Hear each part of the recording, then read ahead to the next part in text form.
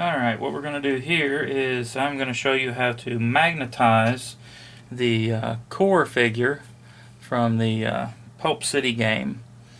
We need to do here, I wanted to magnetize it. My son really wants to use both of the weapons. He has the optional hammer or a sword and an open hand. My son really wanted to be able to use both, so I said, well, why not magnetize it? So, alright, first thing I'm going to do is I have a few tools that I'm going to use here. I'm going to use a Dremel tool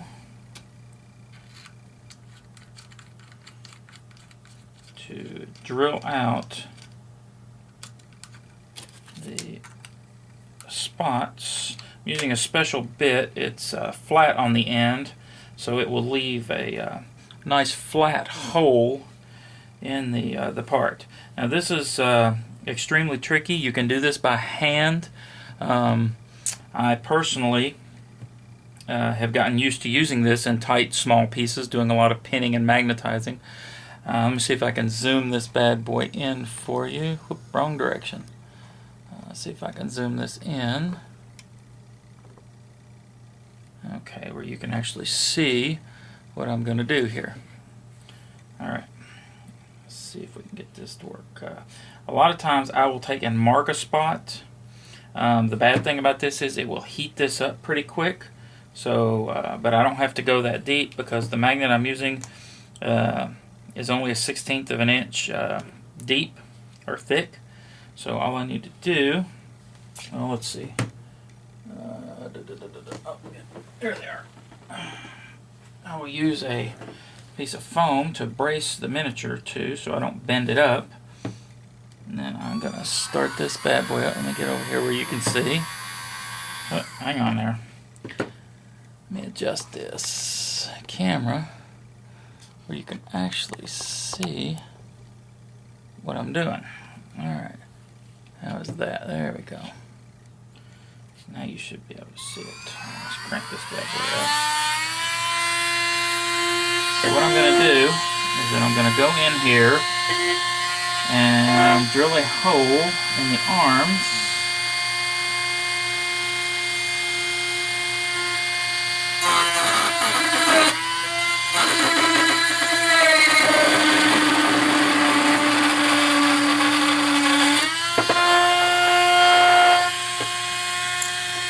Not quite deep enough yet.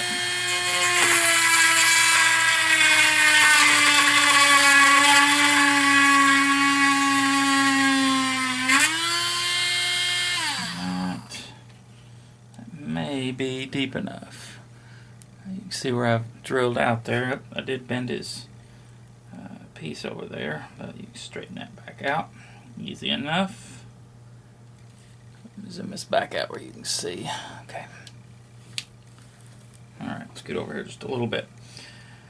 Then what I'll do is I'll get a magnet.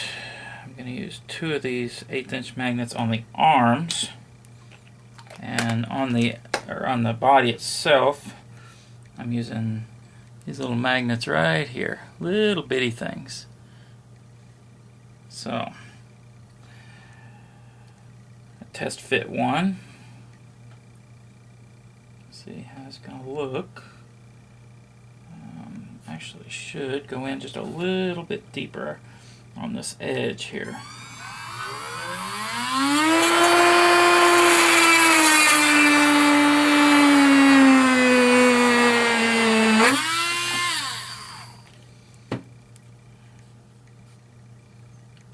Slide your magnet up in there. And if it doesn't fit perfect, it's not a big deal. You can use a little green stuff, or you know, just because he is mechanical in nature, it shouldn't really be that big an issue. So I'm going to go ahead and see if I can't drill out the other side so that I can get these magnets glued up in there. He does make it a little difficult. I had thought about cutting him off the base and then re-gluing him to the base, but I figured I could go in this way, it'd be just as easy.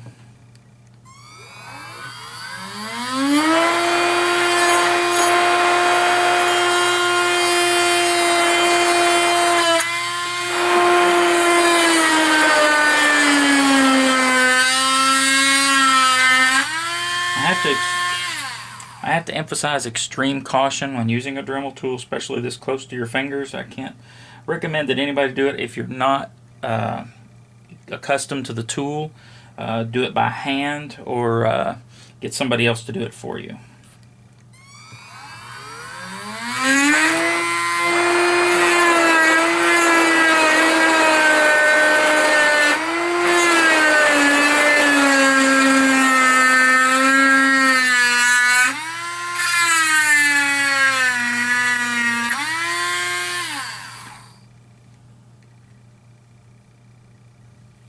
What I am going to have to say is that this metal is an incredibly hard metal that these Pulp City Minis are made out of. So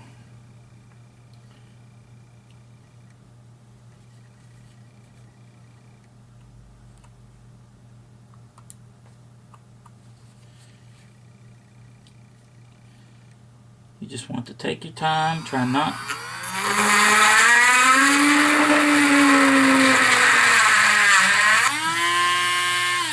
There. Alright, let's see if this fits in there. Get my big fat arm out of the way. Alright, I'm going to take it. Yeah, see, I think that will work just fine. Okay, so now, another thing you might want to think about doing is taking a Sharpie,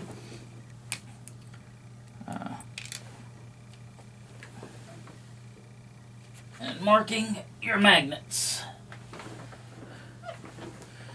Always taking, that way you know which side of the magnet. Make sure you mark the same side.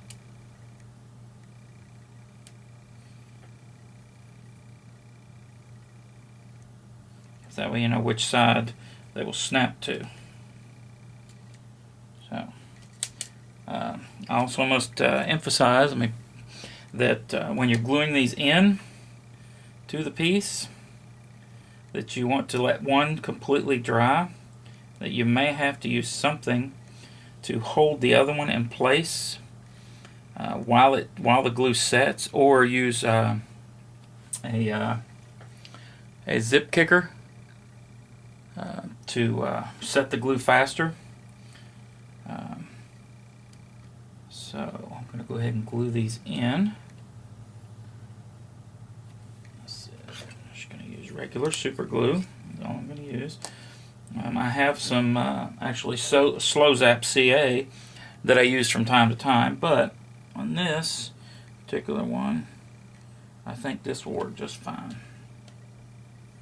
And I'm only going to put the one in for now, assuming I can get the magnets apart. I'm going to try to put it with the Sharpie side out.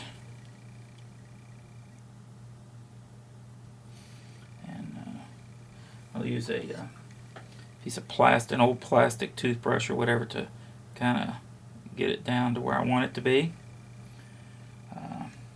And I am actually going to use some zip kicker to go ahead and set this. And I just take and dip the old toothbrush in there and hit it with it, and almost instantly it's set. So you don't have to worry about it coming out of there. Let's zoom in just a little bit again there so you can see what we're doing. I hope too much. There we go. See, I've got that in there now, and I will take and glue the one on this side here in just a second. But first things first, I am going to these other magnets that I have here. Stand him up there. The other magnets I have here are some little bitty things. I think you can see them. There's that's 100 of them. So they are tiny compared to these. But what I do need to do is get 4 of these out of there. So I'm going to go ahead and open it up. I'm going to peel 4 of them off. 1, 2, 3, 4. Okay. You want to try and keep your magnets far enough apart from each other that they don't. And I'll tell you what, these are tiny. If you drop one on the floor, it's probably going to be gone. Alright, so now that I'm looking at what you want to do, and let me kind of zoom in again here. Okay, can you see those? Hang on here, let me. That's kind of hard. There we go. Back out just a hair. There you go. You can see how small they are, but those are going to go up into the actual arms. But see, I have them on there now where I can actually mark with a Sharpie, which is what I'm going to do. I'm going to go ahead and mark the top of this one with a Sharpie. And I'm going to let that dry because I know that that side is the side that is going to go into the arm. Because the side with nothing on it, you'll notice is snapping to the Sharpie part that I marked on the other one. So sometimes I will actually take another piece of metal, in this case a sculpting tool, and set it down to where I can snap these to it. I'm going to mark this one.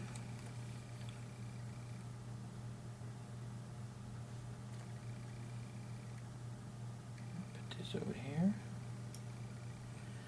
And this one. Tell you what, this is very tedious work. If you don't, it takes some patience. I can tell you that right now. Magnetizing models takes a little patience and a steady hand. If you don't think you can do it, might want to try and see if you can get one of your buddies to do it if they're good at it. This should be dry enough that I can stick this other magnet in there now, and I will use the Zap-A-Gap sip kicker. I mean, let's see.